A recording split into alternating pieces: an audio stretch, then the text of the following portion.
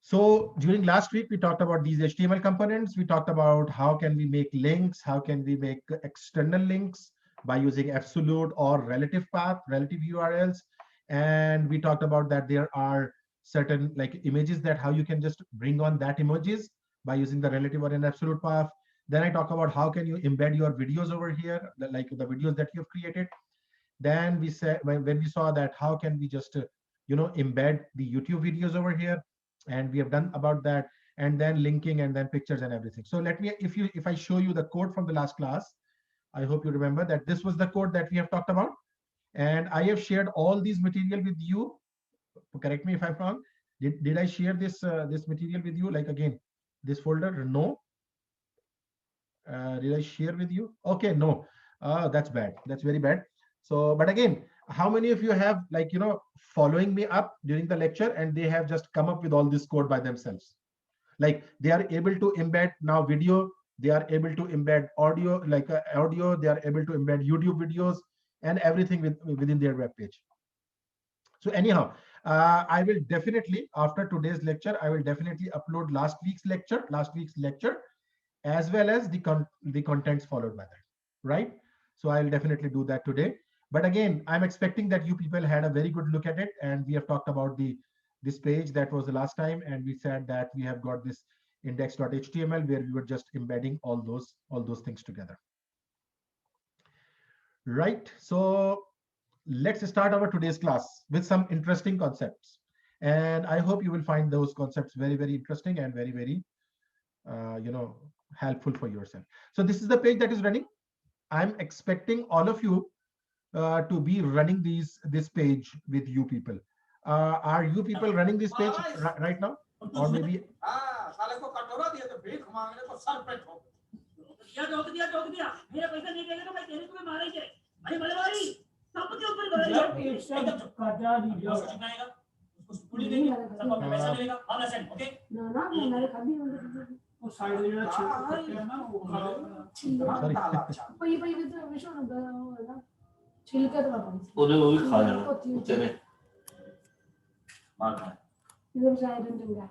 Oh yes, someone is.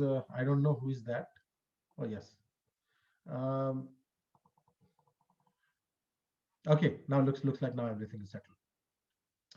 Okay, so basically what we are saying is that that today we'll start from something very interesting. Okay, so web222.ca. Let's discuss a few things, and we were inside our week 6 last class, and we will be just working on that continuation, right? Okay, no problem, no problem. It happens sometime. By mistake, you do that. Okay, so this is the code that we have discussed, and we have talked about the tables. We have talked about the images, audios, and videos, all things that. And yes, we said that how we can. So I want to discuss something very interesting for before we go into any deeper details. If you have seen the notes, you will find that for audio resource as well as for the videos, you will find that there are 2 or 3 things have been added for the videos as well, and sometimes for the pictures as well. I'll tell you that pictures as well, we can just do that. So you see that there are 2 or 3 source control sources have been given. And what is that? I want to just show you that why do we do that, and how can we basically do that, and how can we just make our pictures more and more interesting, more and more compressed. So there is a website. If you can open here, caniuse.com. Can you just open that website, caniuse.com? So caniuse.com is one another website that you should always keep in mind, and you should always be consulting to this website whenever you need to check whether something has been supported by something or not. Like for example, there is a new picture format which is called WebP, right? So let's see that WebP is supported by how many browsers. So this website will tell me that how many browsers are supporting WebP and which are not supporting. So WebP is a new image format. I'll tell you that about that more in detail. So so if you see here that it tells that Internet Explorer has no support for this one. So IE, if you are using WebP format, it won't allow you that, like it won't access that IE. And for the Edge says the 12 to 17 was not supported, but from 18 it was supported. If you talk about Firefox 2 to 64 version are not supporting that, but after that they are supporting that. Chrome up to so on. If you see that, it just tells you each and every browser. So KaiOS browser, there is some browser which is not supporting that at all. It's 2.5 version, but it's not supporting our WebP format. So what is that? Can I use? Can I use will give you a very good sense of what type of tag are that you can use for yourself and what type of tags you can use. There is one another image format, AVIF, and we'll talk about that and we'll work on that right today. AVIF. So let's check what is AVIF support for. So if you see, no support in Internet Explorer, no support in Edge, no support in Firefox till 85, like, it's a version, like the version that was supported, released in January 25. And then now it is basically supported in that 86 to 87. Now, if you see in Chrome, it is just supported with some point. Safari does not support it at all. If you see here, Opera is supporting, and if you see, most of the browsers are not supporting them. You got it? So, so you see what is AVF, a modern image format based on the AV1 format, video format. AVF generally has better compression than WebP, JPEG, PNG, and GIF. So, I talked about that. These are all the compression techniques that we use in our web pages. Compression techniques. What does that mean by the compression techniques? Like, when you say .jpg, it's basically compressed by using this JPEG or JPG format. If you say GIF, so that means that your picture has been, it has been compressed by using one of the like GIF format, GIF algorithm. So, when you talk about websites and you are working on web development, you always try to create your pictures as lightest as possible. And why you want to make your pictures as lighter as possible? Because you always want that your user should be very quickly able to access those pictures. Right? I hope you are getting that. So now it means, first of all, this can I use will be used for checking whether something is supported or not. For example, if I say JPG, of course, JPG will be okay, .jpg. If I ask about .jpg, it's not giving any results. Why? Because it's a very common one. Or maybe if you say, for example, table tag is basically supported in how many words? So it will say that it is supported almost in all of the browsers. So you can always check it over here. Now let's talk about something. If I have a picture and it's of a bigger size and I want to make it as small size as possible, not only because I want my website to be downloaded by someone very fastly, but also I want to give user different options that whatever you support, you can download that version of it. I hope you're getting that. Now, there is a website, very interesting one, Skoosh.app. If you just open that Skoosh.app, Skoosh.app, right? So this is one website that allow us to do some interesting facts. It will just let me just use that and let you know what it does. Skoosh, I will provide it as a picture. And you know that in our last week's in our week 6, I have got certain pictures. I'm talking about Unsplash 2. This was my picture. Let me just open that picture and show it to you, and then I will open it. So this is my picture that I want to open. So what I will do is that I will just drag this picture, Unsplash 2, and drop it over here in Skoosh. I'll just drag and drop that in Skoosh.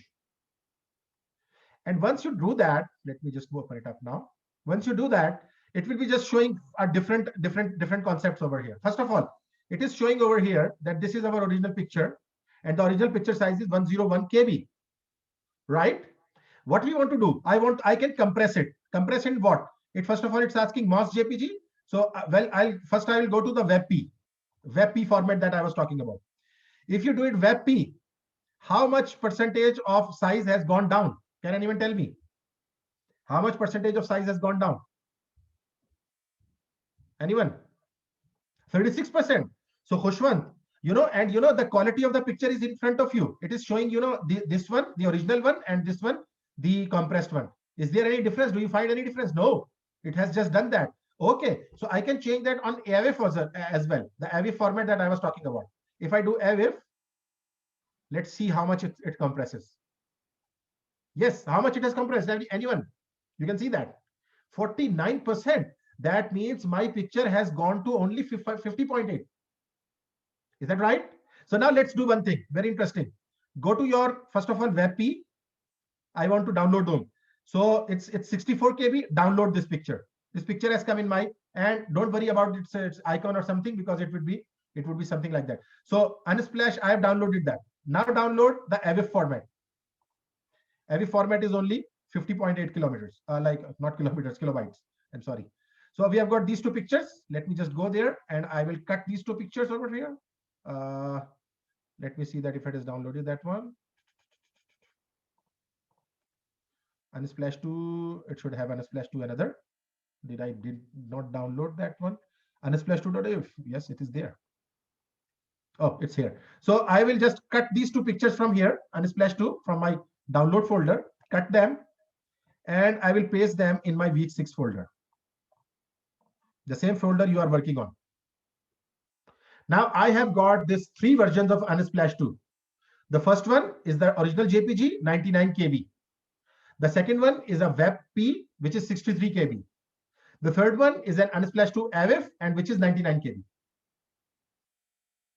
Everyone getting that? I just need a quick feedback from everyone. Are you following me up? Have you downloaded those 3 pictures? That's very good. That's very good. Few people have responded. That's very nice. Now let's go to our document, the same document that we were working on.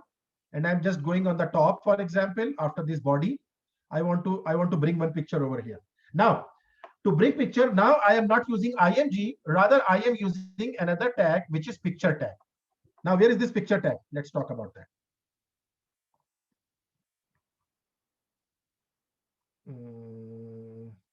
Have they used the picture here?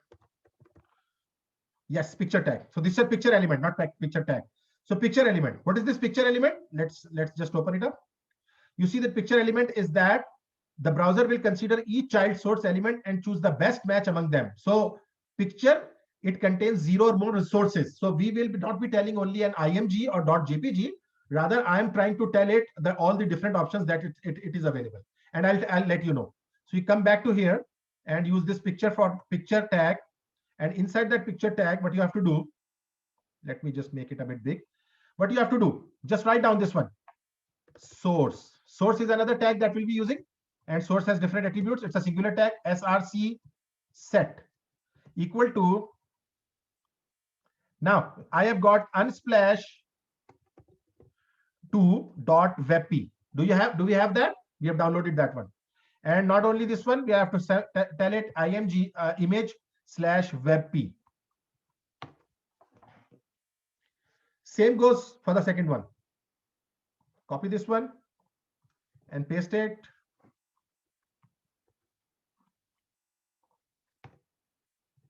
Now, src set is unsplash2.avif. I'm using the avif as well. And this will be avif format.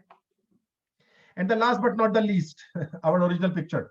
And I will give my original picture by using img, right? Unsplash2.jpg. My picture, whatever. Everyone is following me? We have just done that, right? And save this one. And of course, I am hoping that you are running your server. Where is my server running? This is my server running. Now you see a picture over here. I don't know what picture it has brought up. Let's go to inspect. And inside that inspect, there is a network tab. You go to network tab and just refresh this one again. So if you see here, when you have refreshed, it is downloading a lots of things. But if you see here, what picture it has downloaded for me? Anyone? Anyone? What picture it has downloaded for me? WebP file. Why? Can you tell me why it has downloaded this WebP for me?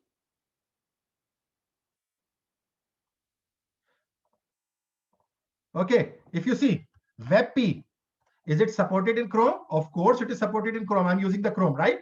And what about AVIF? Even though AVIF is more smaller size than this one, but if I click on AVIF, you see the okay. So it's not just downloading that one. It has just taken out the WebP format. So it means that WebP format is still right now. Maybe it's more acceptable for the standard for purposes. So it has just gone and downloaded the WebP format for me, right? And then there is a Unsplash 2 WebP, and then there is Unsplash picture and all things like that. But it's basically downloading the WebP file. So I can know that which picture file it is being just downloading. Just let's do one thing, just for nothing. I will take out this line from this one and make it comment, right? I've commented it out. Save this one, run your file. Let's see in network. You see which file has downloaded been there now. Now what file it is downloading? The AVF file. AVF file. If you see here, now it is downloading AVF because it really supports AVF. But again, it's not intelligently just always downloading the smallest one, but it's downloading the most appropriate or the most being followed. WebP is of course, you see that WebP is far more widely followed than this AVF. If you see, WebP is far more widely accepted or far more widely the supported than our AVF. Everyone has done that.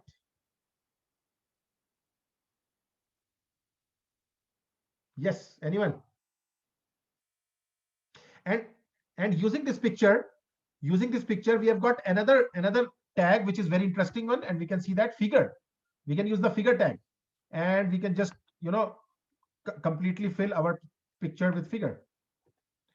What will be the benefit of it? There is a called fig caption. There is a tag inside that fig caption.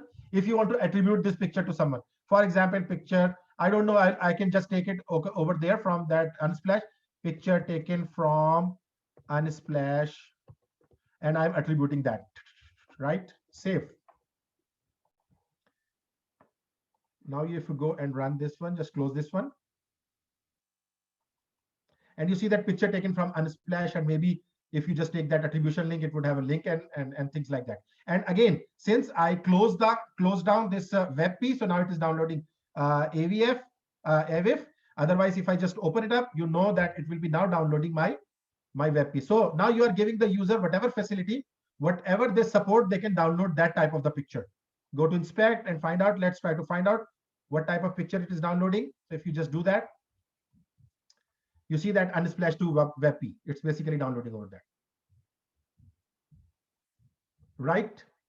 Everyone is with me. I'm going a bit fast, not a bit fast, but again, I'm just checking it. So again, you can just always check what things are supported in what formats. For example, if I say MP3 for videos or audios, if I say MP3 is supported in these versions, and you see that Opera is not supporting the MP3 one. So you don't always need to put all these formats over here.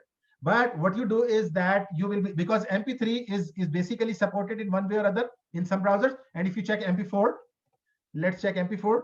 So MP4 is not supported in Opera Mini as well. So it means that you need to have some alternate, the format for the picture. As you see here, that for audio and video, it is just giving you both. So for audio, you are download, just putting up MP3 or OGG, another format, or maybe for the video, you are seeing that MP4, OGG, WebM, whatever. You can check WebM, how much WebM is supported. WebM is the video format, WebM. So you see here a very little support for that. Safari is not. Safari is supporting partially. It is supporting, but again, we never want to use those type of formats that are not widely supported by the server. I hope everyone is with me. I hope everyone understands this figure and figure caption. So figure is another attribute that another element that you can use, and that will also give a semantic meaning of your pictures. That if someone comes and they want to use this figure, they want to use this picture, they will definitely do that. Right, everyone? Please like respond in chat window. Then I'll move forward, because this is now we are switching gears, and I want to take you somewhere else. Very interesting part. Another interesting part of it. And Opera Mini just don't support it. Yes, so Opera Mini has all the limitations, but again, you can always you always look for that type of things that are supported by most of the browsers. Okay, so far so good. I need a response in chat window, because I'm switching gears. Now we'll be changing to a bit another topic which is very interesting, and which is very, very important for our coming classes and for our scaffolding. All good. That's good. Someone says yes, someone says all good. That's very nice. Okay. So now if you look at your notes, there is a topic which is, as I said, we are switching gears, we are shifting gears, and we'll be talking about something including scripts.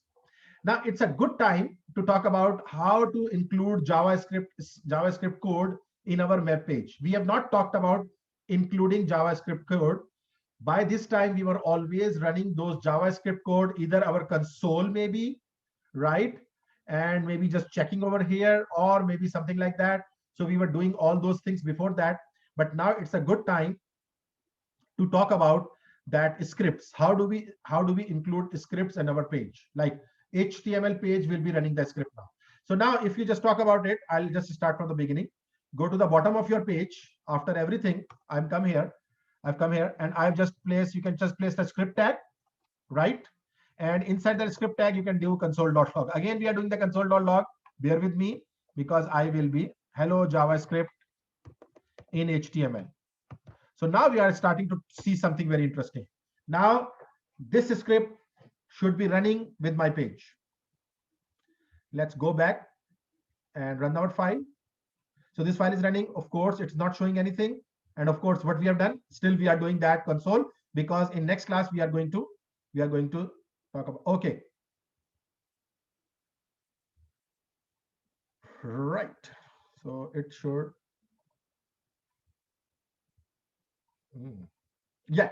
So if you see hello JavaScript in HTML, you see that it is running over here.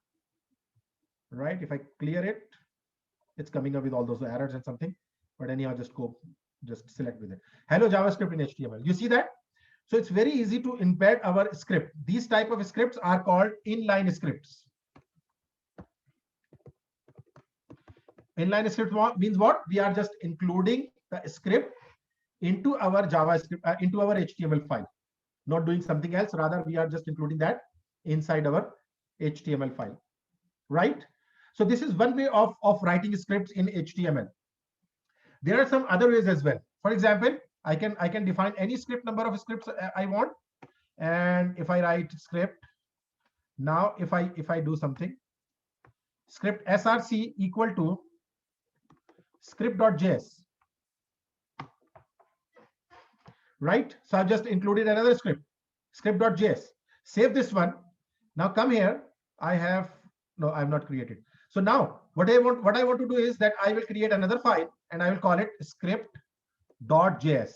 It's a JS file, right? And I write here, for example, again the same thing, console.log hello from external script file.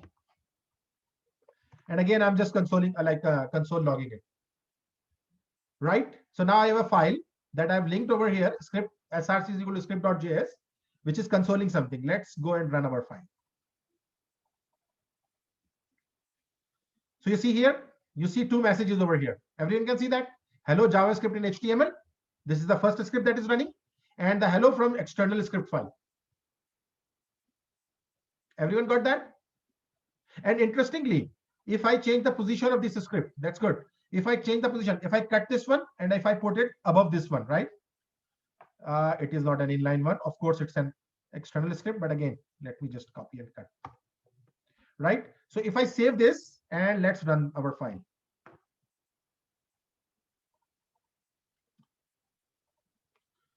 Yes, so running our file. Now, what do you see? What do you experience? Do you see that our external file is now running first and then our internal HTML is running? Inline HTML, inline script is running. So now what is happening? Script always run in the sequence where they have been defined. And you will find many ways to place your script anywhere in the body. And you would have seen people that they just do something like this as well. Just cut this one and they place it at the very beginning of the document, sometimes after the body, maybe. And sometimes even they do that. They do what? They basically place it inside the head section. Control X, and we can even take that in head section, right? So we can place it anywhere. But please bear in mind a word of advice: always try to play. Yeah, like look, there will be conditions that might tempt you to just go and define your scripts in the head sometimes, but mostly this will work. You should always try to place those scripts at the bottom of the script, bottom of your body, HTML. Everyone getting that? Okay, still we are doing the console logging because we have not studied the DOM, and next week's topic is the DOM, and we'll talk about the DOM and like not next week, this week's topic, and I will be discussing that shortly. But right now we are just doing that. We are running a script in an HTML page. Before that, we were not running these scripts in HTML page. Rather, we were just running them directly, or maybe running them in our machine. You remember, we were not running them in our HTML file.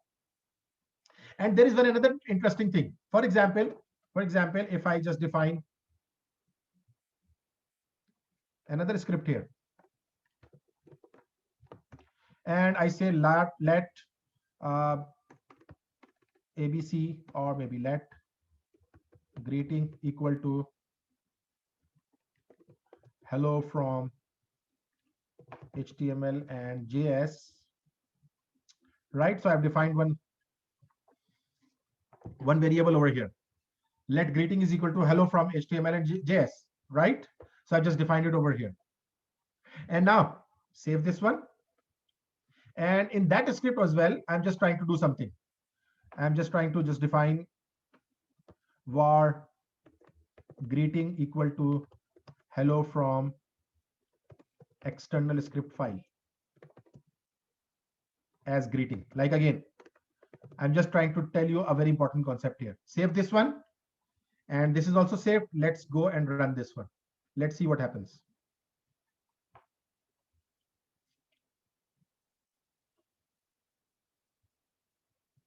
Go to console. Okay, so let me find out, because it has so many things. Let me find out if it's giving error by block by client, error research error. No, it's not giving that error. Oh yes, this is there. This is the error. Okay, we didn't. Yes, you are right, Khushwan. You're right. But again, I'm not talking about that. Can you see this error? If you see this error, greeting has already been declared. It says that in script you are defining or declaring greeting, which is already been declared.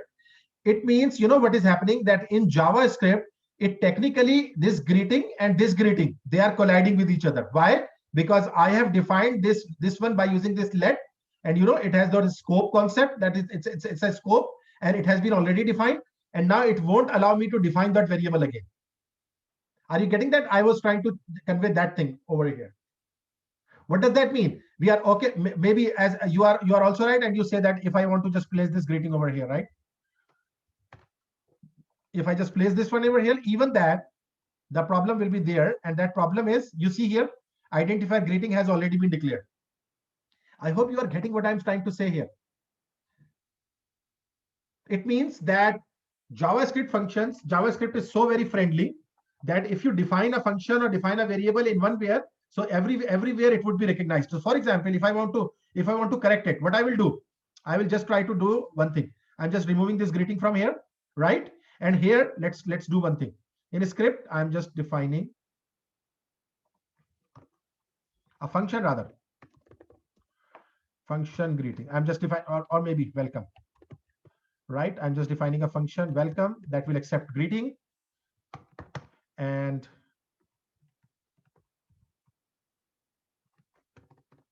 now I'm just doing console.log and placing greeting, right? I'm just placing that greeting. So function welcome will accept one variable, and it will just show that. And you are very much familiar with these things. Now, this script is doing what? This script is doing let whatever name equal to anything, John Smith, whatever, right? And just call a function. What is the name of the function I've defined? Greeting name, right? So I'm just calling this function from here, which is being defined inside the file, but that's the other file. You know, this is my internal script, inline script, and the script has been defined here, over here. And if I run that one,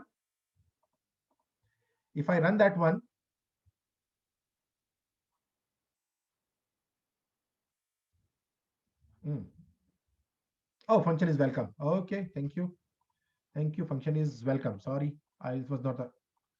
Thank you very much. Welcome. Now let's run that. Okay, just hold on a minute. Let me run that again. Hello, JavaScript. It's not giving that message. Welcome is not defined. Okay, it says welcome is not defined.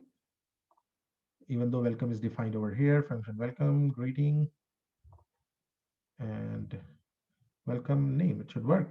Why it is not working? Okay, let me see that.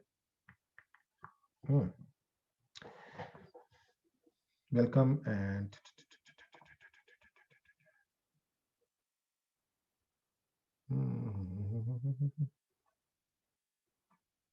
where it says welcome is not defined. Let me just check that. Welcome is not defined at index. Oh, so it's not defined index. It should not be. It should work without that. Why not working over there? Interesting.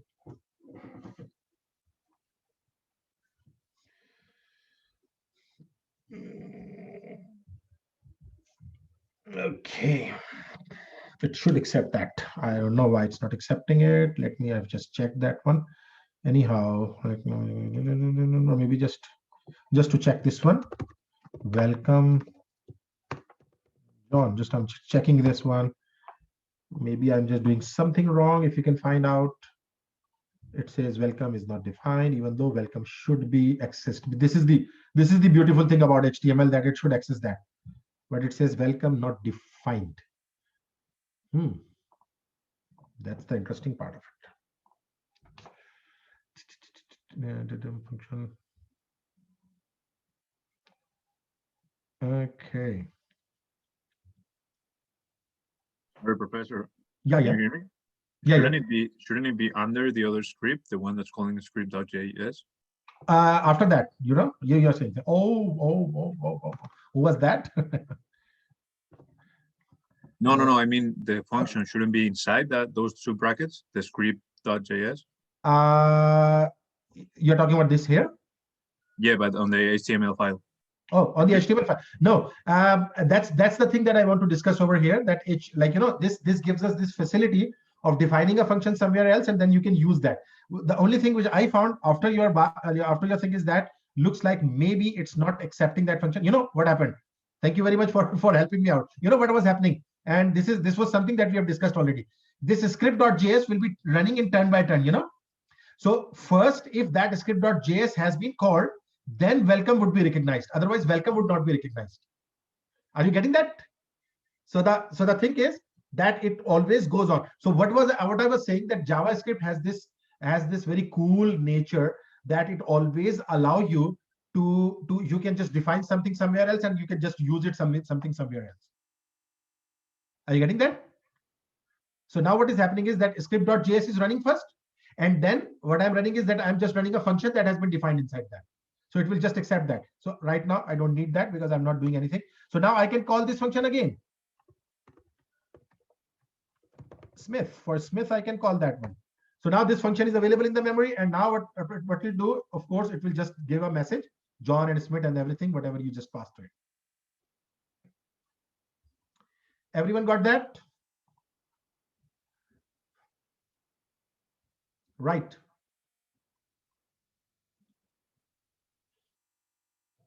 Everyone understands the concept over here? Oh, that's very good. That's very good. So this very much sums up some of this scripting, including scripts. We can even include the scripts from the outside world as well. Something like this. For example, there is a script file there.js that you want to access. So that we can have both local scripts as well as the outside scripts. So as you remember that we are talking about the CDA. I'm not talked about with you people, but anyhow, so they can just bring up the scripts from the outside world as well. Sometimes you will be accessing those scripts in your program, and that is also a very interesting feature. Why? Because this gives us this facility of running our lots of new things that we might be using, right? So the last thing about this one is the validating HTML, and this one is a very interesting one, that if you want to validate your HTML, you can always go into this one and you can just validate your HTML. If you see here is a HTML validator. HTML5 validator. You can have you know, the URL. If you have that open URL, you can just pass that URL over here, and it will just, you know, it will just show or check whether that URL is basically, for example, if I just talk about this URL first of all, of course, because we have not uploaded our website till now, like web page. So it will just validate this document, valid HTML5 ARIA SVG so and so, that this document is a valid document. Let me just see, there is one more that can take source as well. I think this takes the source resource as well. If I can just copy and paste the source address by file upload. Yes. So let's do it by file upload. And I will upload this HTML file that I have that might have some problems, index.html week 6 folder. So I'll just upload this folder, this file. So it will tell me that whether that has been accepted or not. Go to Seneca and oh, sorry, I've gone to 322, just to 22, and class lectures week 6 we are talking about still. Okay, so index.html. So I'm just putting up that index.html and check. So it will let me know that what's happening. This document appears to be lorem ipsum text. Consider adding lang is equal to a variant HTML start tag. So it's basically just adding those tags. The frame border attribute and iframe element is obsolete. So you see that it says that frame border you have used, for example, and that frame border is been obsoleted and you do not use it, right? Use CSS instead. So it will tell me that you are not allowed to use that one. And see, an image element must have an alt attribute. So image element always must have an alt attribute. I've used here no alt attribute over here, so it's giving me that error. If you see here, if you see here the picture that I used, I did not use the alt attribute. Not this one. Which one it is just telling me about? Sorry. Which one it is telling me? It's from line 83, column 38 to line 83, column 61. Oh, where I'm just calling this image splash image.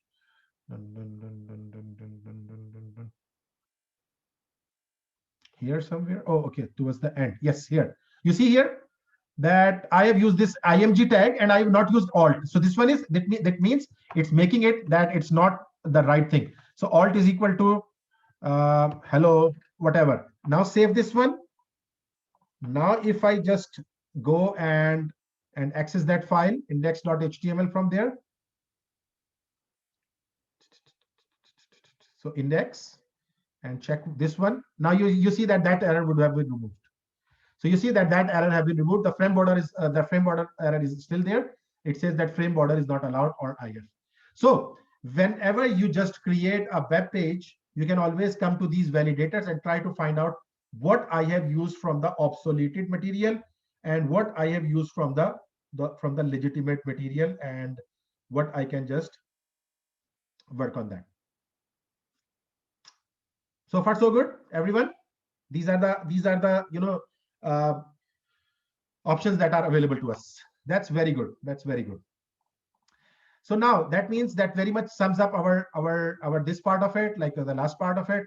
And I might have some one or two important interesting videos related to this, and I'll upload those videos later on with the lecture, right? I might add few things for that one. But again, if there is something to add, I will just upload a video for that. So now today what we'll be starting is something very, very interesting, and something that will give you the real sense of HTML and JavaScript combination. Because till now, whatever we have done, we are either doing it in the console part or doing it in the machine part. We are not combining that one. So now we will be using something called a DOM to talk about how your document will look like. So how many of you have heard about this DOM before? DOM. Can anyone tell me or whatever, that have you heard about this DOM before? Document Object Model. Okay, someone says no, first time for you. Okay, anyone else? Anyone else? Okay. So this will give you a very good introduction, and today we'll be just having a very good introduction. Let's have a quick introduction, then I'll take a quick 5 minutes break. So from HTML to DOM, we have to go to the DOM. What is DOM?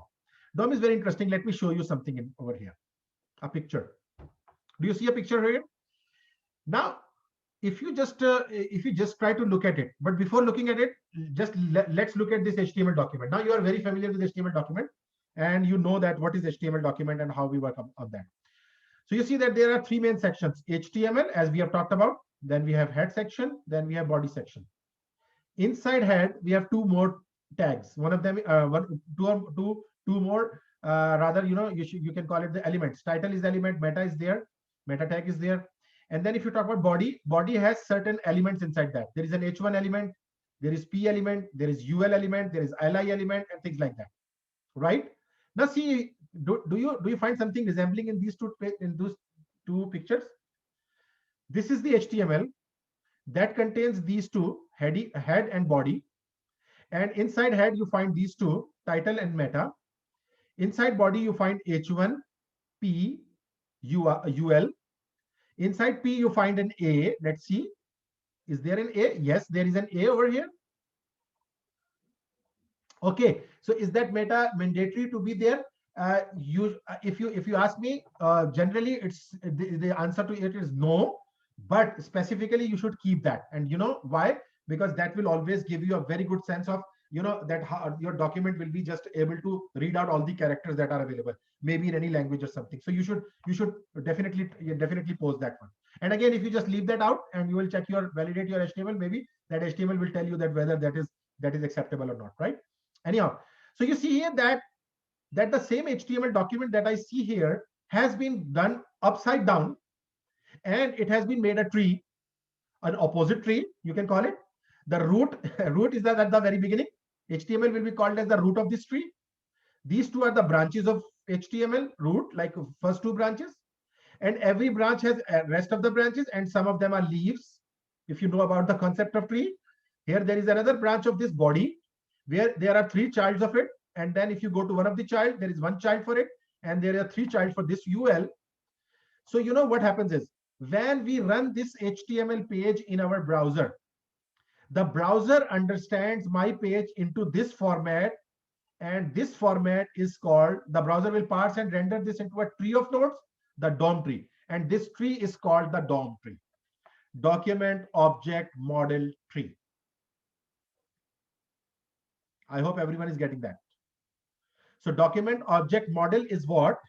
Is a structural representation, is a tree-like representation of our HTML page in the memory of the browser. So far, are you getting everything? That an HTML page, when we render that in a web browser understands, or web browser loads that as a DOM tree, an upside down tree, where this HTML will be called as the root element. Bear in mind, because we are familiar with the root at the downside. So this tree is upside down.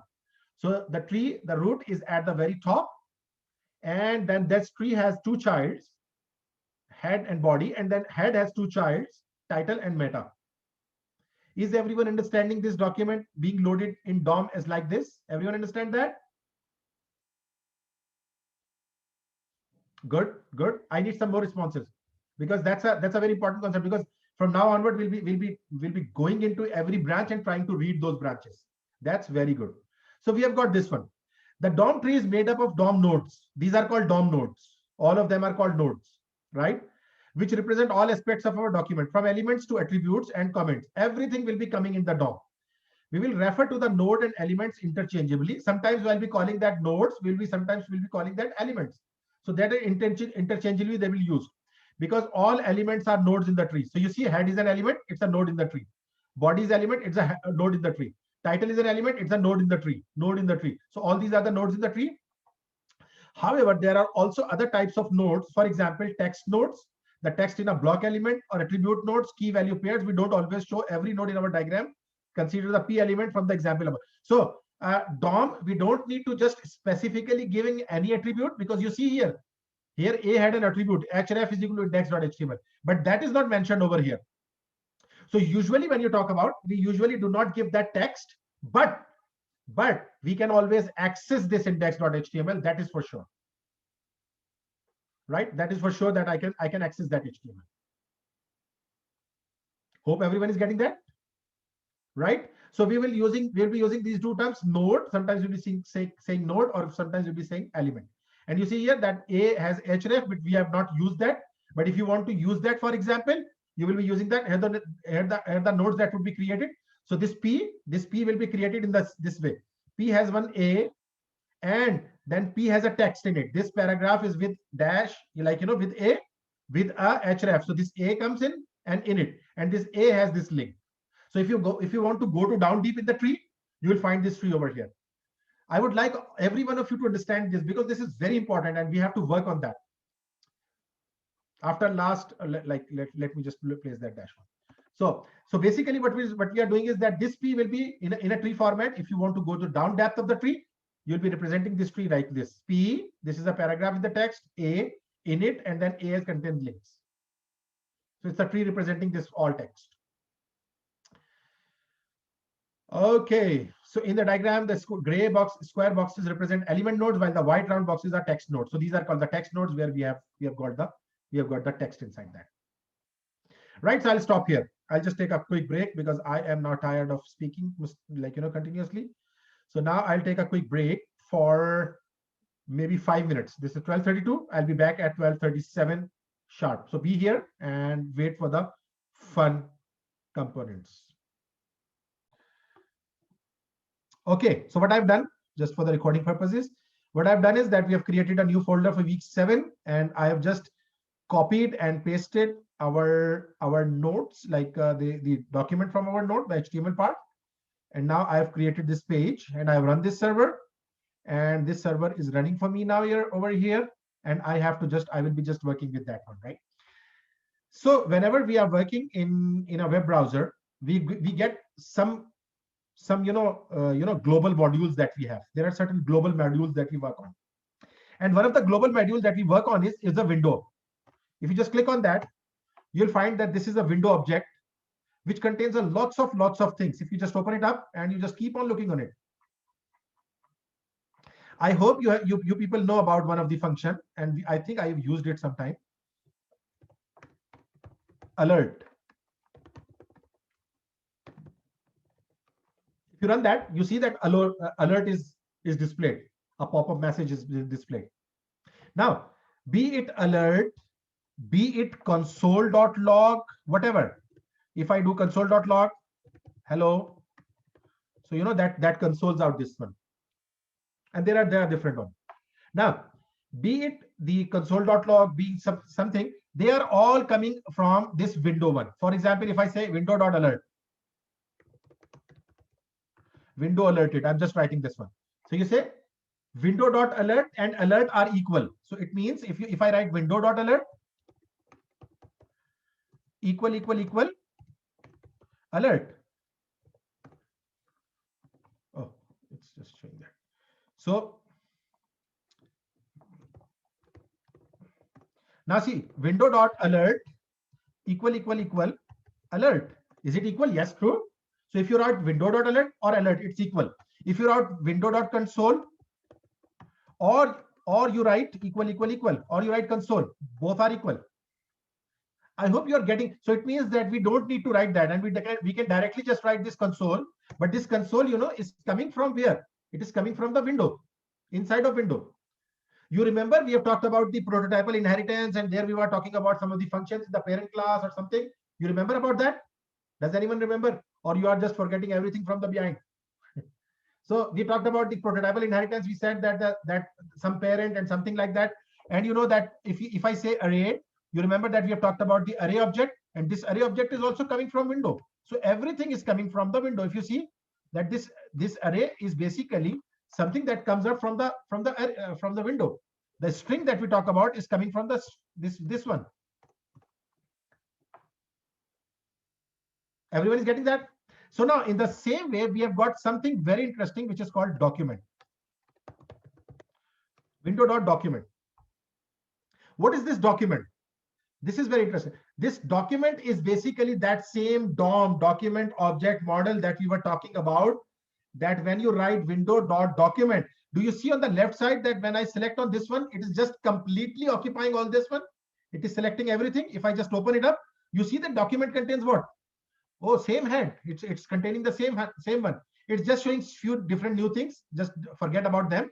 But see here, it is showing that script and something like that. It's showing the P. This is showing that same UL that I have. It's just showing all those things.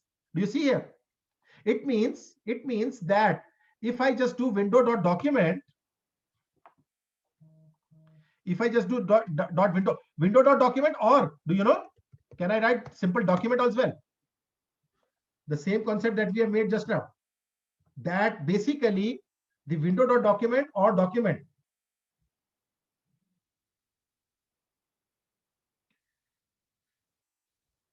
All right, so just hold on a minute.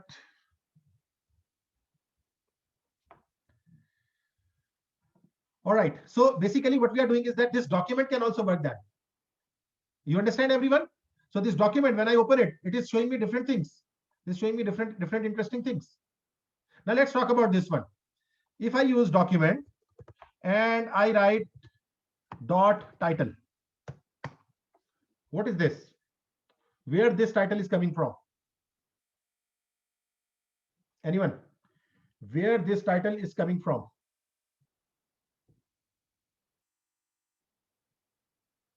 Yes, exactly, my title. If you see my title of the document, can you see that? This is a document and this is just showing that. So I can read that title. Not only I can read that, I can even override that. So who replied to me? If you do not mind, I can use your initials. I'm not using the whole name because I'm usually uploading these lectures over there on YouTube. So that's why I'm not taking name and not using. So JM, you know, the last one who sent the message, JM. So if I do document or title equal JM. So you see JM somewhere? JM, do you see the do you see the your name or your initial somewhere? Yes. So where is that? So we have just changed the title. Oh, that means we have got a very good power, and we have got this power that we can just now add. We can just now play with this document. Everything I can play with everything, anything at all. I can play with anything at all that is available over here. And what are the different things that I can play with this? If you see document, and if I sorry document, and if I press this one, if you see here, I can go to head, I can go to body, I can go to something, and I can go to anything at all. I can just do that document dot body. If you just see that, it's just come up with the body, right? Everyone is getting that?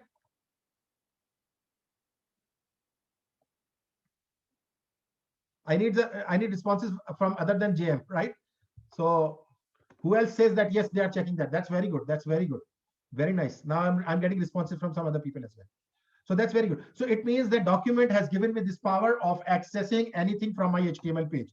I'm just closing it for a bit and going back to our notes. Go back to the notes of our this week. Open up this week's notes. Come here, go to inspect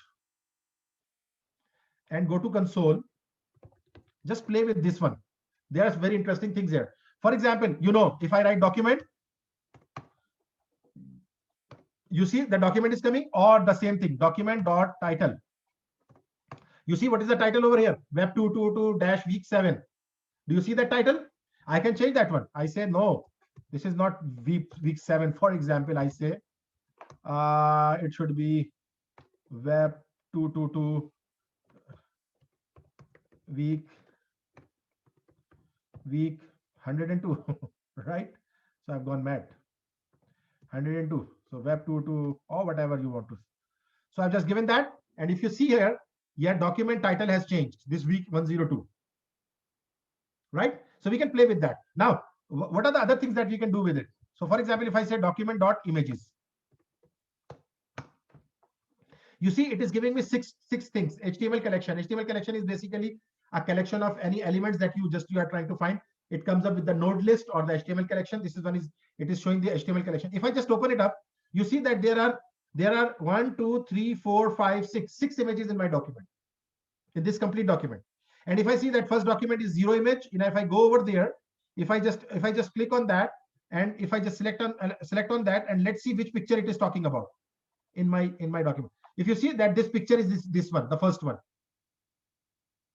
You're getting that? If I go back to console, and if I close this one, if I try to find out this picture 2, and I say that what one is that picture 2. So if I go over there, if you see that, do you find picture 2 over here? Which one is the picture 2?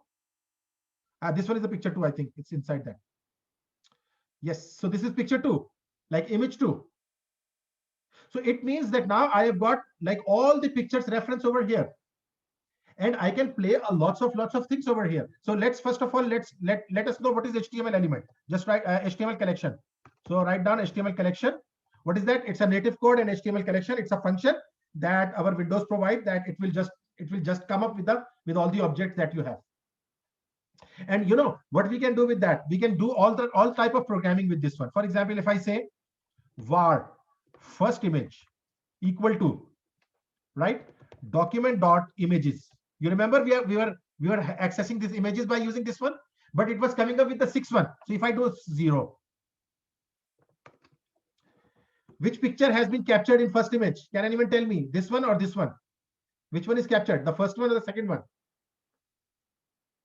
The first one, of course. And now a very interesting, let's do one thing. Let's do one thing. Let me just open up a picture in Unsplash, because I want to show you something. Unsplash.com, and let's find out the, not trees this time, for example, because now we'll be working in cats, right? So let's find out the cat picture, and I open this one. I copy its URL, copy address. I've just copied the address of a picture, right? And if I come here, sorry, if I come here, and if I come here in that page, no, not here. So if I come here, I can do one thing. First image dot src equal to, interesting. What I can do here, inverted commas, and I paste that picture that I've copied, right? The path of that picture. It's a very complex path, but let's bear with me and do that.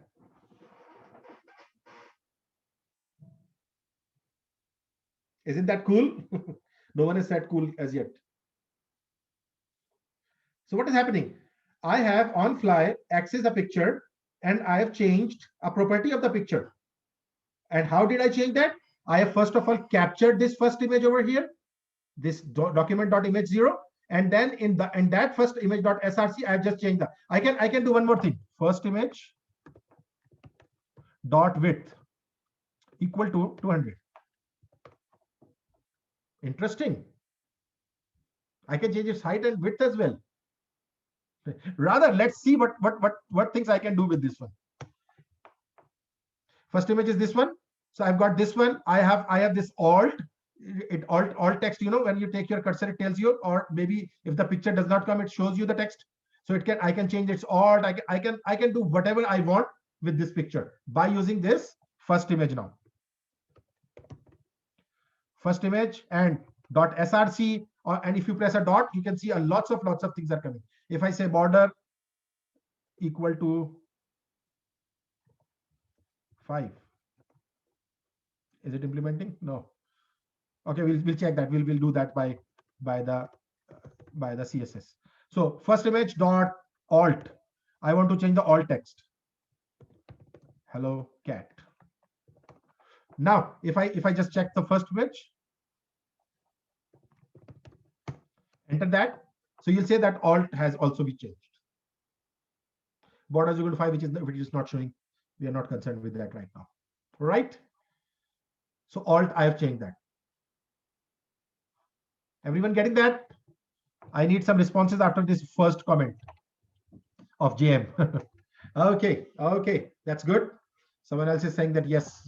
Now they are getting that. They are understanding that. Okay.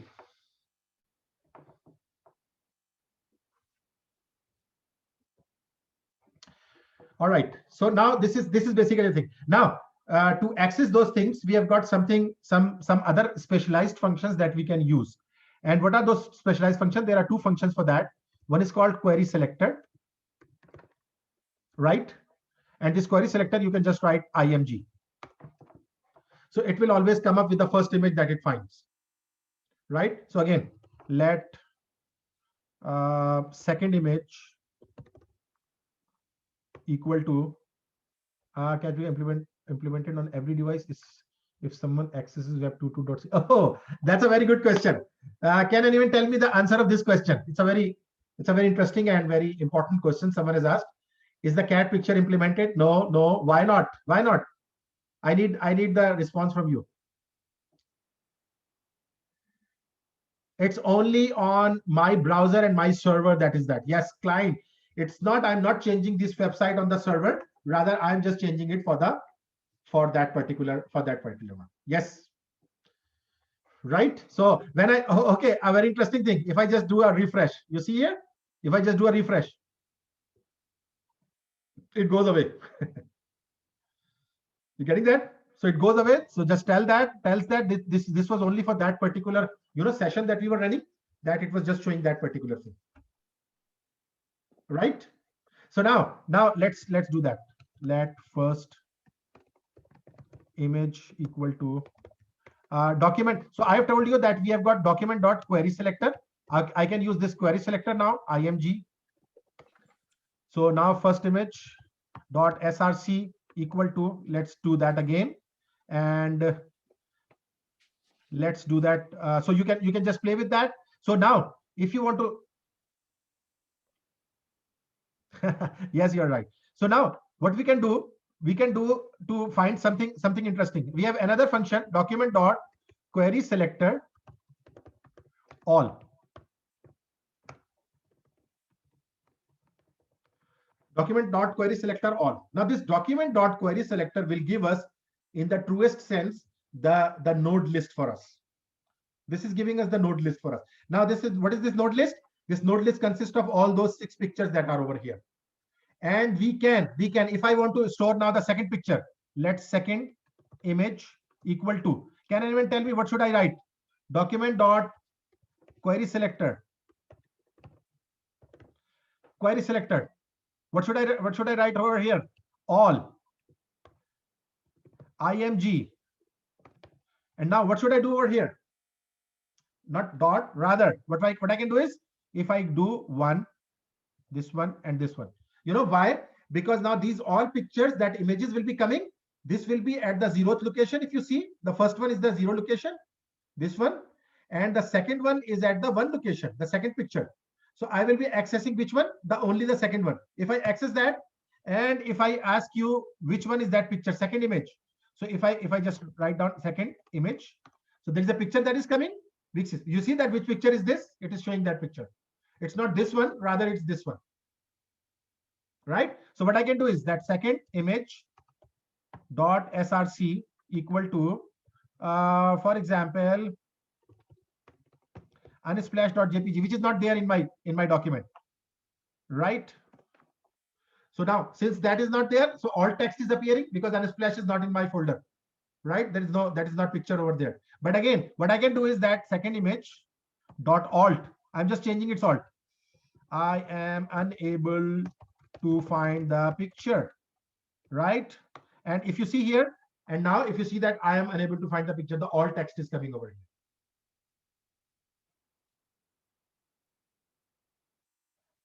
Everyone is getting that? It's a very interesting topic.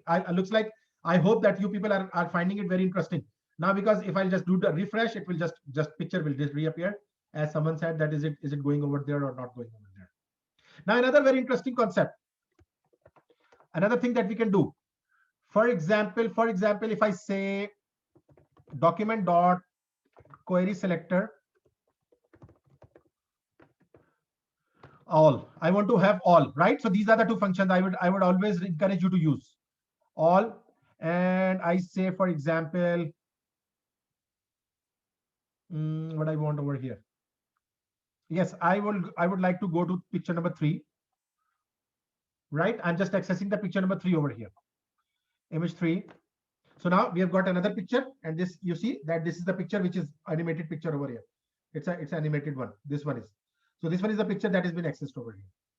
Right? So if you do something very interesting, okay, let me save that one in something. Let any picture equal to document dot query selector all, and img, and here if you map 3, right? So it has to coming in any picture. Now what I can do, I can do a very interesting thing. Any picture dot scroll into view. Scroll into view. What has happened? Can anyone tell me? If I refresh it, it's refreshed. I hope that is in my memory. Maybe it's not there. What was that? Second image. No, any picture. Any picture dot scroll into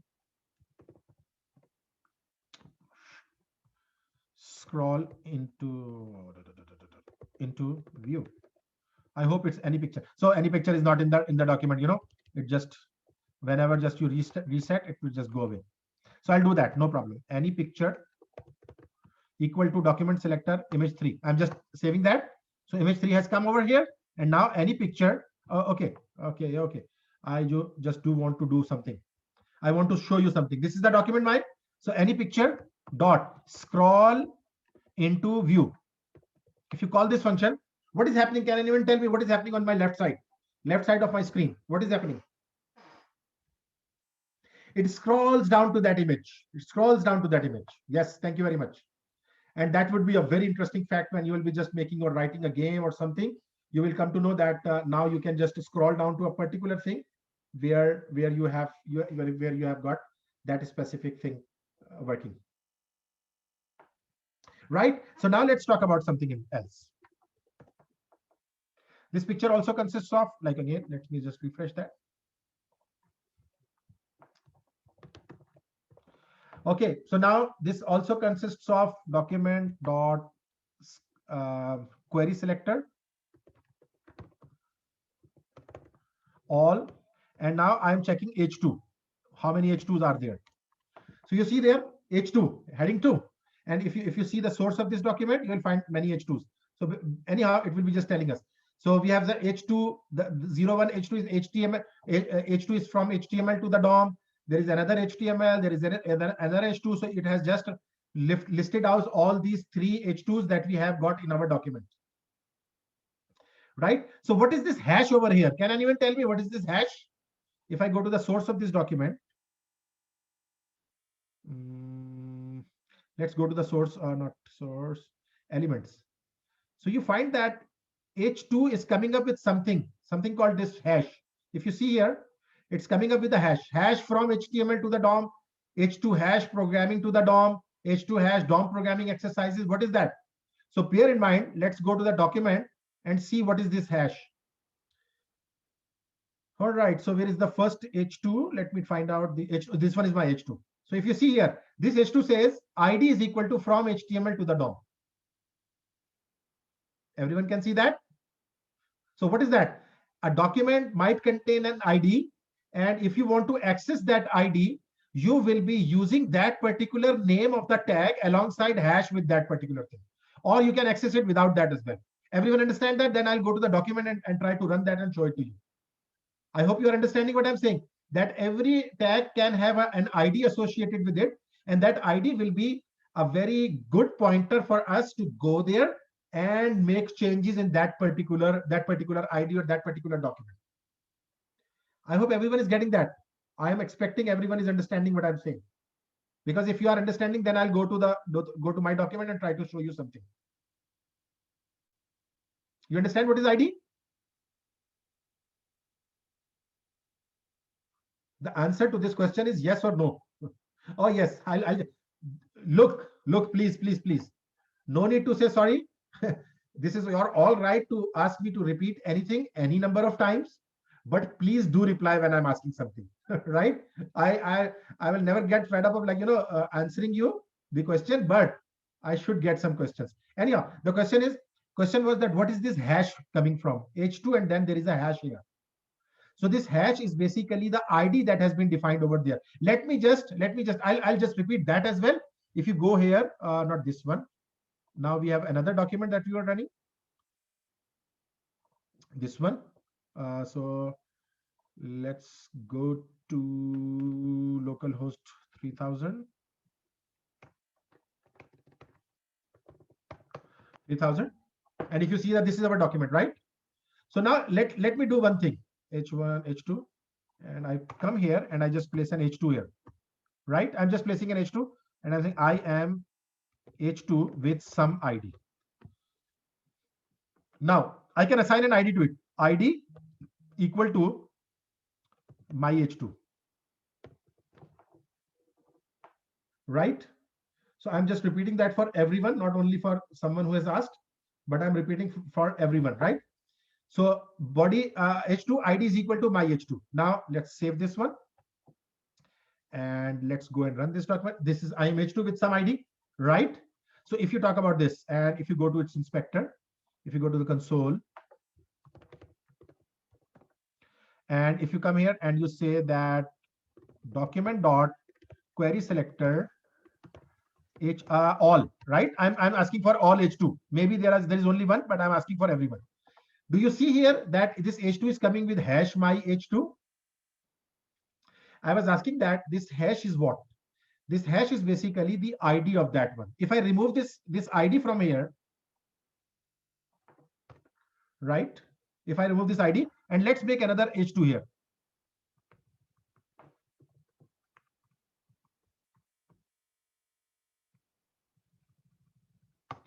And make another H2, not without some ID. And I'm just making without some ID.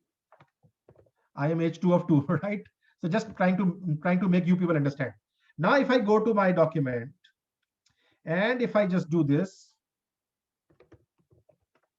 now if I do this and if I just do document dot query selector all and H2. Now you say this H2 are coming without anything. Yes, I hope you understand that. So now this H2 is coming without anything. So if there was an ID defined, this could have come with that typical ID. And now interestingly, I hope everyone understands this. If I allocated ID is equal to 1, for example, and allocating this ID is equal to 2. Right? Try to remember that these should be unique IDs for that particular elements. Now, if you come here and if you do that, okay, if you do that document dot query selector all H2. If you see here, now both of them are coming with what? H2, like, you know, the ID. Okay, so let's do one thing. Let's first H2 equal to document dot query selector and sorry, not all, right? H2 and of 0, right? I'm just talking about what? The first H2. You see here, first H2. You see here that first H2 is coming with, and it's just displaying me that first H2.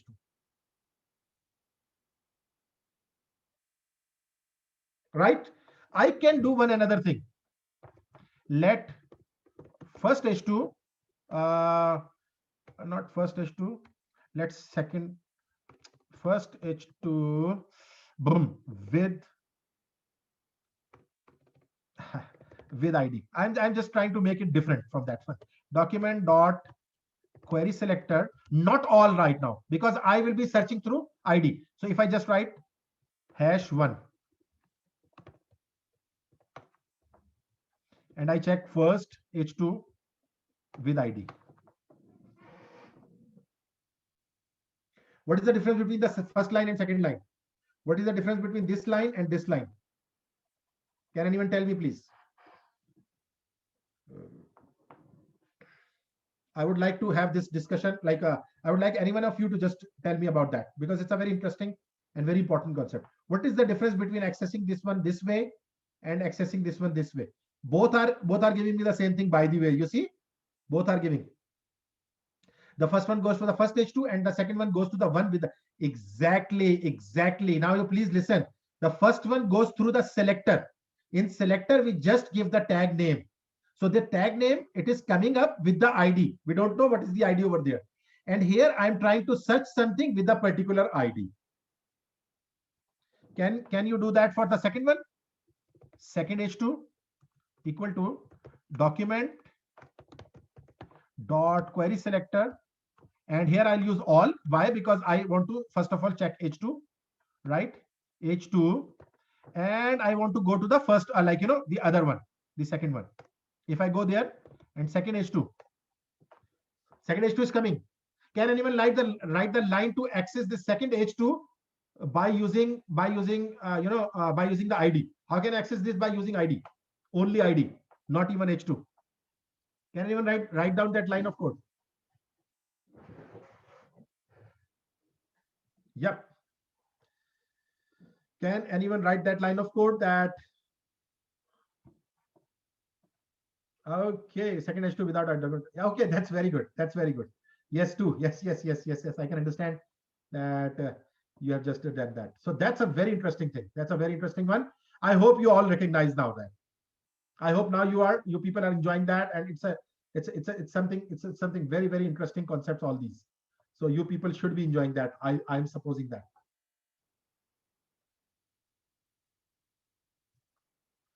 Right? Yes, exactly. Thank you very much. Now let me tell you something very interesting. So this ID or this H2, let me just go back to our notes. I'm just closing all these things. Let me go back to the notes. We have 222.ca. So you see here in the notes, and I was playing with that one, inspect.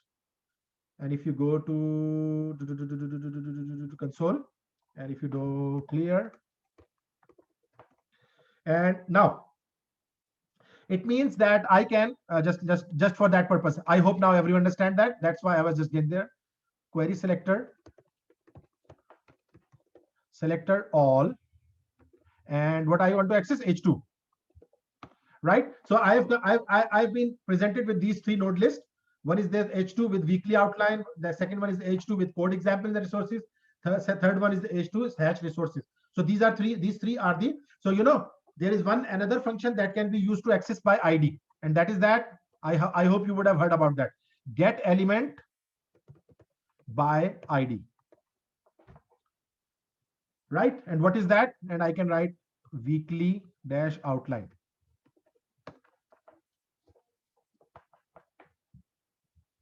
Same thing, the same thing that we have done.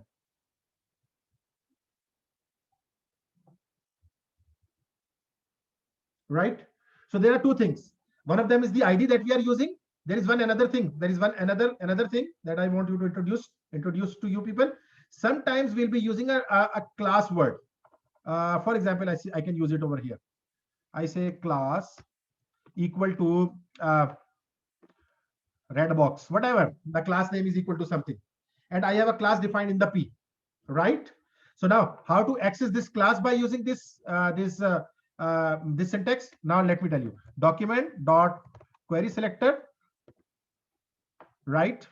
And maybe all, because classes might be implemented to some different. So to access a class, you need a dot, like a period, red box, and convert that.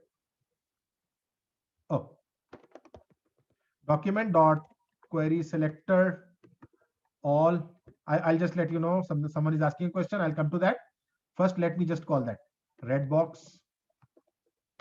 You see that some class or something has come, node list, and it said the no font, red box. It's not finding the red box class, and why it's not finding, I'll know that. So we can differentiate para P elements using IDs. Yes, exactly. You can not only differentiate P paragraph with the IDs, you can also differentiate your divs with the IDs. You got my point? Divs can also be divs, the block level element. The block level element can also be differentiated by using that one. First of all, let me just look at it, why it's not accessing that one. Oh, why is not accessing that? Can anyone tell me why it is not accessing this red box class here? Let's see who is wake up and who is sleeping. Why it is not accessing? No need for index. This is the right syntax. Dot red box is the right syntax. No comma needed.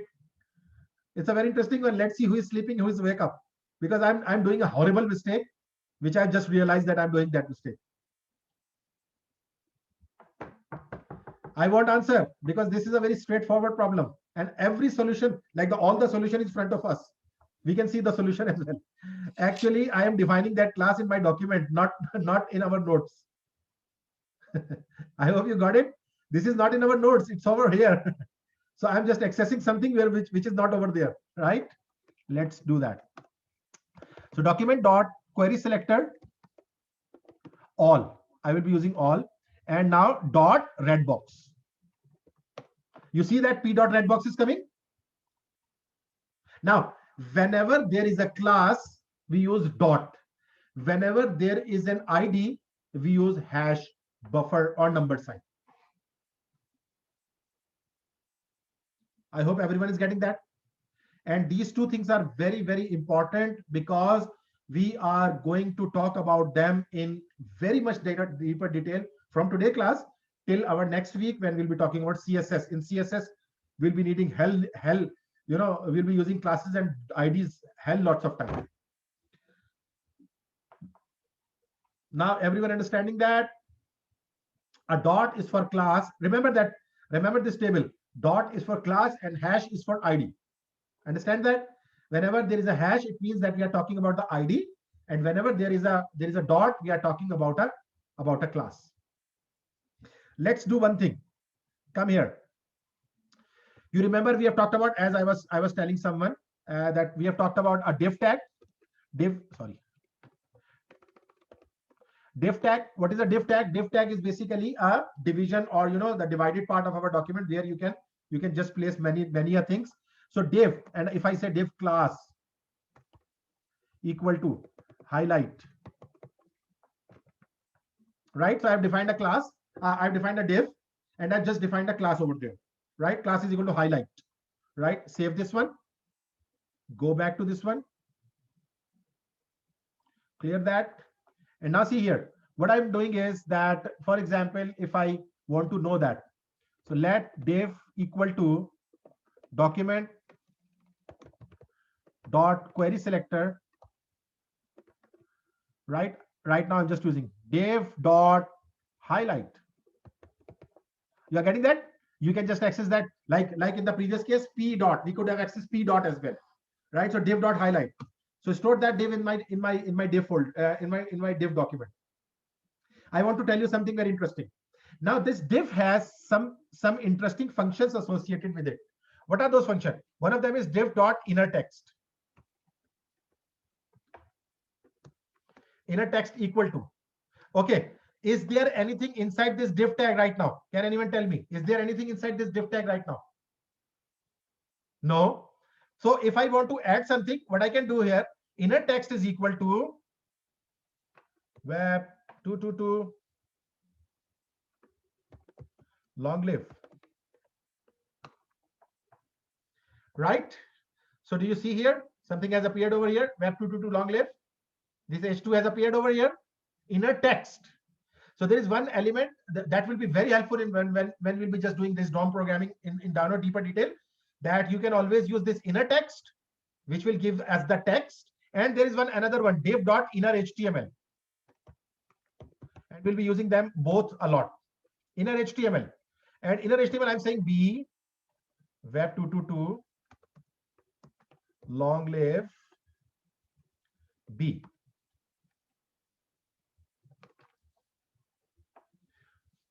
Right? So I've just defined that.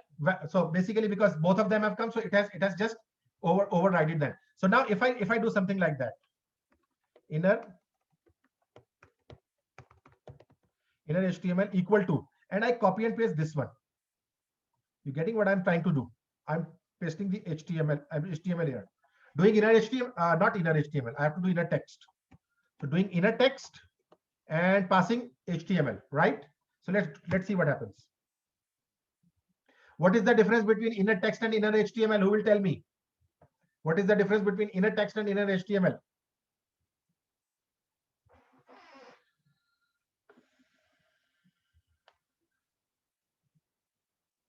Anyone can tell me?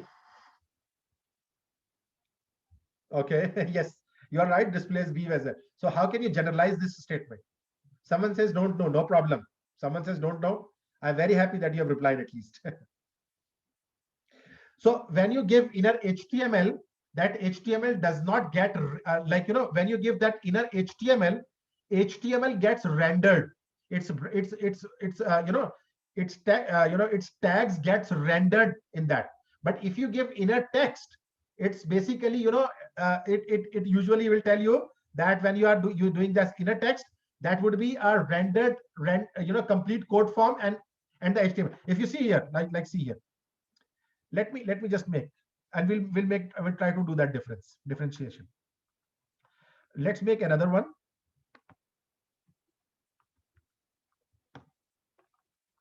And I call this class as highlight one, for example, highlight one, right? So there's one highlight and there's one highlight one. Let's access both of them. So let div1 equal to document dot query selector, and I want to access what? Div dot highlight. Right, so div1 is that. Let div2 equal to document dot query selector div dot highlight 1.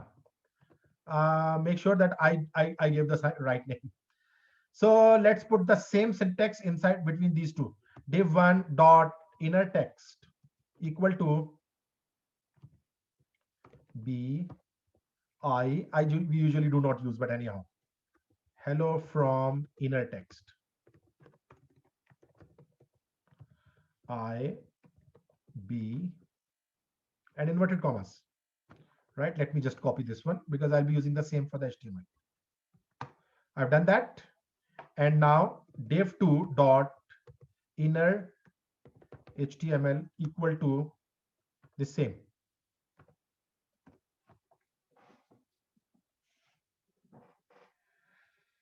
Yep. Now you see the difference.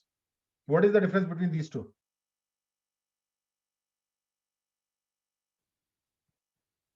Can anyone tell me what is the difference now? What difference do you see now? Anyone sees the difference? You understand that now? Okay. Does anyone else see the difference? What is the difference between these two?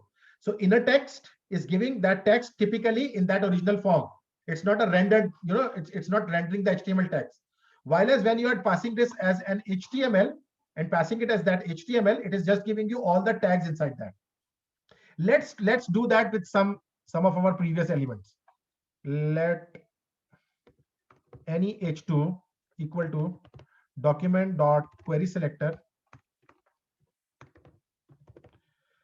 all and h2, and let's select the 0, 1, right? Let me see what was the any. Okay, any h2 is this one, right? So now see any h2 dot inner text. If I print that inner text, I'm an h2 without some ID, right? And if I write any h2 dot inner HTML, here we don't see any difference. Why? Because there is no. Okay, let's do this with the paragraph tag. We have our paragraph tag contains something interesting. Our paragraph tag has an ahref inside that as well, right? So let's talk about that. Let's access that. Let para equal to document dot query selector and let's do that p, right? Hopefully there is one p only. Para p dot red box. Oh yes, so there's one p only. So now yes, now see here, para dot inner text you see here, and para dot inner HTML.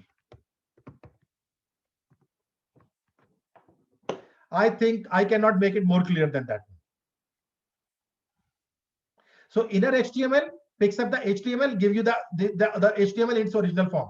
No rendering is done. Inner text is doing what? It is just providing us what? When you are just reading that out. So inner text is providing us simply the text. Yes, exactly. And when you are getting that, like when you are getting that, so it will just provide inner text will provide you rendered HTML. And when you are setting that, you will be providing that with the HTML. So because that is the reason why when I'm setting it up, it is just showing the tags inside that, because it does not know how to render that. So basically, when you access inner text, it will be coming with this link in it, the text, and inner HTML will be coming in with all the HTML inside that. I don't think there can be some more easy, description of that. Right. So I am ending my today's class here. Let's see that how we'll do. So I hope everyone understands that. I will try to upload every video today. And as I said, I will be just uploading them on YouTube now. So you'll be just accessing that.